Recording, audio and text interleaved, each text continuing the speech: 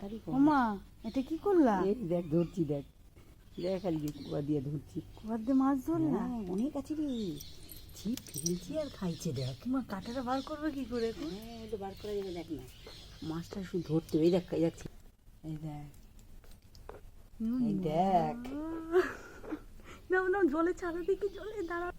এই দেখ, দেখছিস হুম বড় আছে বল। হুম, দেখবা কাটা না দেয় আবার।